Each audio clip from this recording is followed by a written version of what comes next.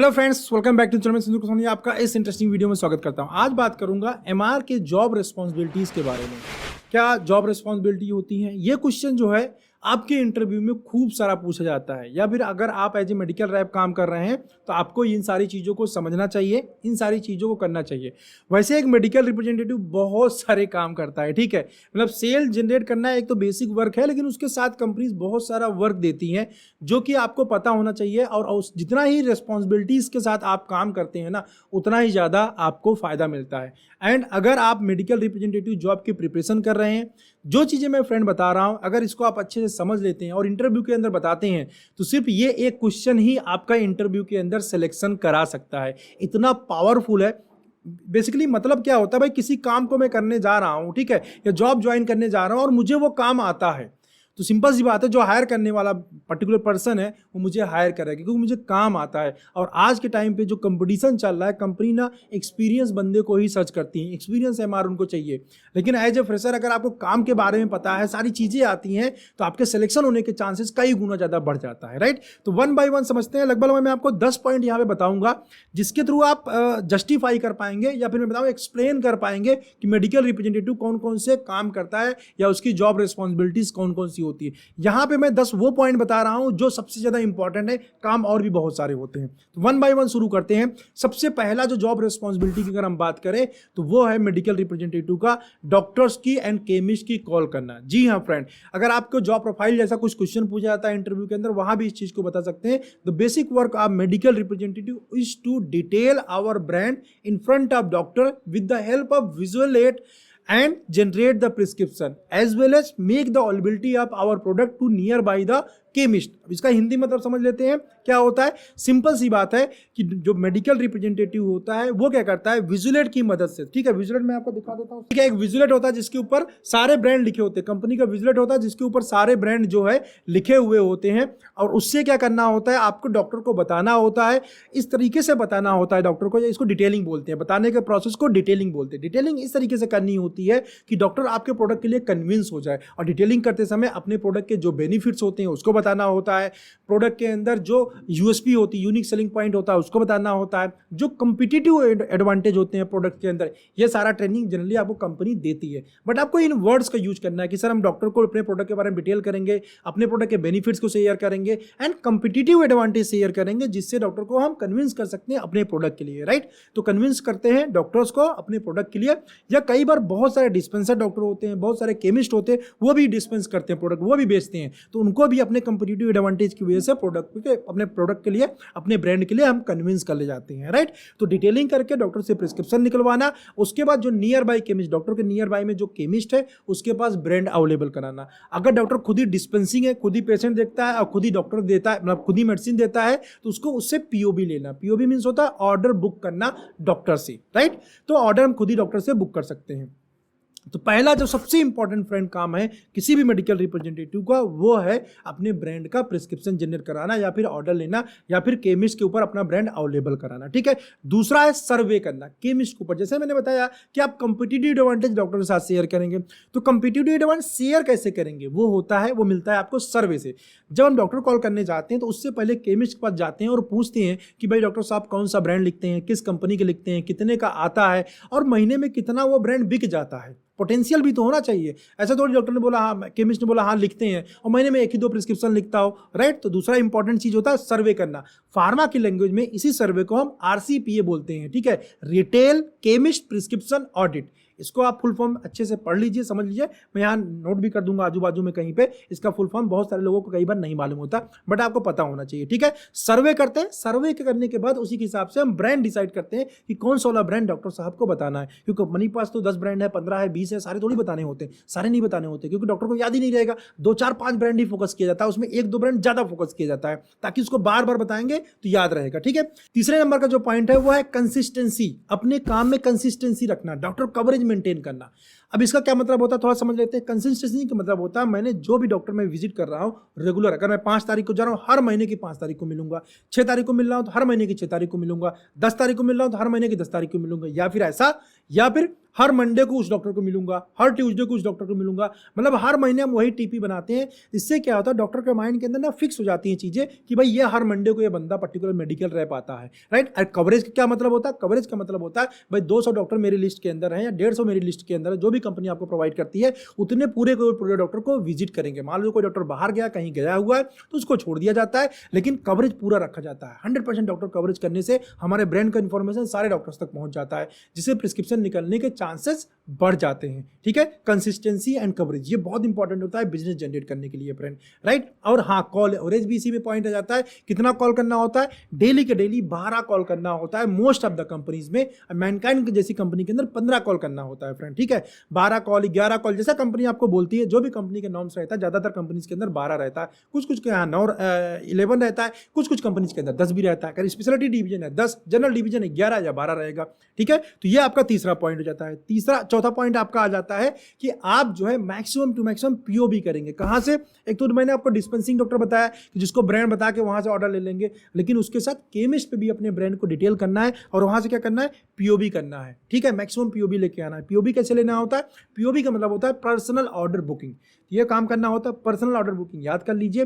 POB book एक मिलती है, एक बुकलेट टाइप की कंपनी आपको देती है जिसमें सारे ब्रांड लिखे होते हैं, और उसको जो है आपको लेके जाना होता है, उसमें कार्बन लगाना होता है और केमिस्ट से बुकिंग करनी होती है, डॉक्टर से बुकिंग करनी होती है। बुकिंग मतलब जो भी ऑर्डर दे हम बुक कर लेते हैं और उसको कहाँ देते हैं, अपने होलसेलर भी देते हैं, ताकि होलसेलर जो है माल सप्लाई कर दे। तो ये आपकी नेक्स्ट रिस्पॉन्सिबिलिटी हो जाती है, मतलब पीओबी बुकिंग करेंगे तभी जो है टारगेट अच्छे से हो जाएगा।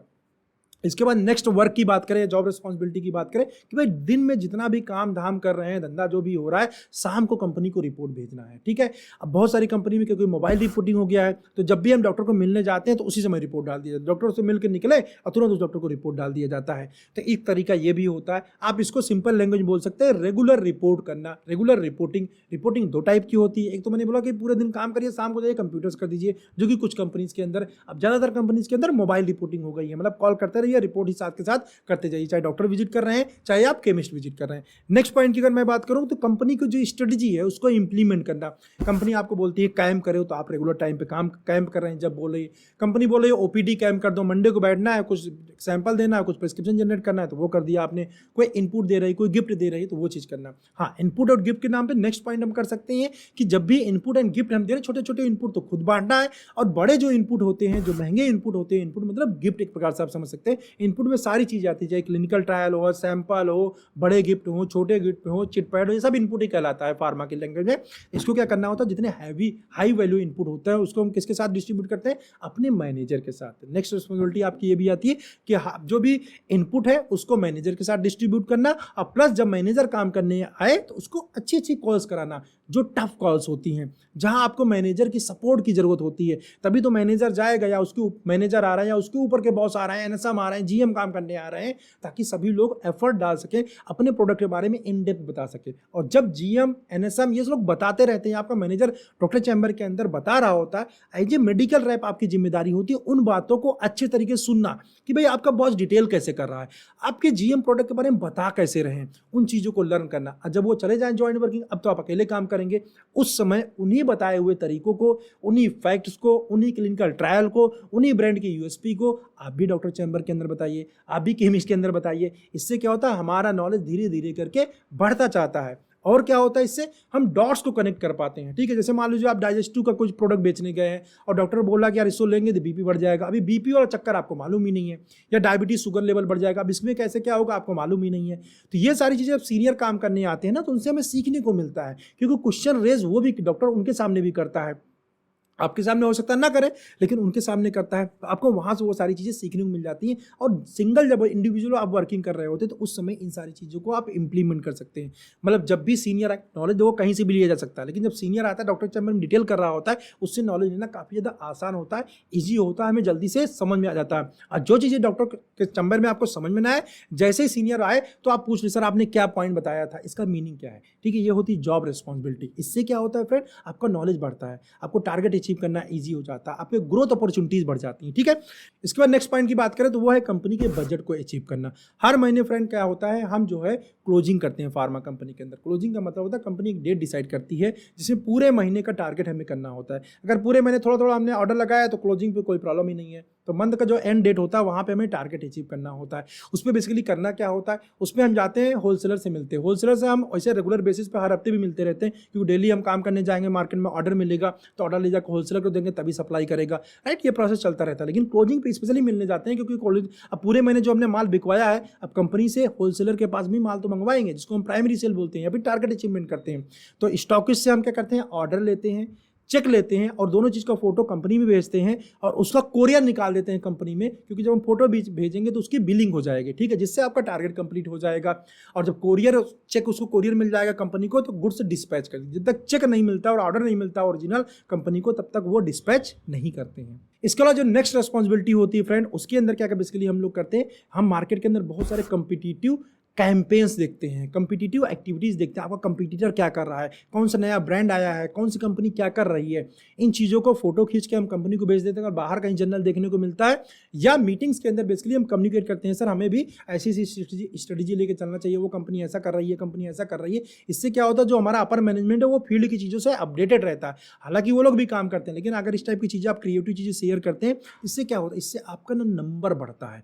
तो जिससे ये समझ में आता है अपर मैनेजमेंट, यार ये बंदा, ये मेडिकल रैप बहुत अच्छा है, ये मार्केट के अंदर काम करने के साथ साथ अपने इंप्रूवमेंट के लिए चीजों को केयरफुली देखता है, मतलब इसके अंदर मैनेजरियल स्किल है, इसके अंदर लीडरशिप स्किल है, राइट। इससे आपको प्रमोशन में काफी ज्यादा हेल्प मिलता है। इसके बाद नेक्स्ट अगर काम की बात करें या रिस्पॉन्सिबिलिटी की बात करें फ्रेंड, वो है जब आपका ऑर्डर आप लगा देते हैं, क्लोजिंग हो चुका होता है, तो आपको डिफरेंट फॉर्मेट्स भेजने होते हैं, ठीक है। आपके स्टॉकिस्ट के पास पूरे महीने कितना माल बिका है, कितना बचा है, ये स्टॉक स्टेटमेंट मिल जाता है। स्टॉक स्टेटमेंट हमेशा ही क्लोजिंग पे लिया जाता था। आप हाँ, जितने भी स्टॉकिस्ट आपके कंपनी के ऑथोराइज्ड हैं, उनसे स्टॉक स्टेटमेंट आप ले लीजिए, ठीक है, और उसको लेके कंपनी भेज दीजिए। अगर कंपनी बोलती है हाँ का मोबाइल के अंदर अपलोड करिए, मतलब आप अपना जो ऐप है उसके अंदर अपडेट करिए, तो वहाँ अपडेट करिए। रिव्यू फॉर्मेट होता है, उसको भर के भेजना होता है। कुछ डॉक्टरों को कवरेज कंपनी मांगती है, मतलब डिफरेंट फॉर्मेट होते हैं, एडमिन वर्क इसको हम बोल सकते हैं।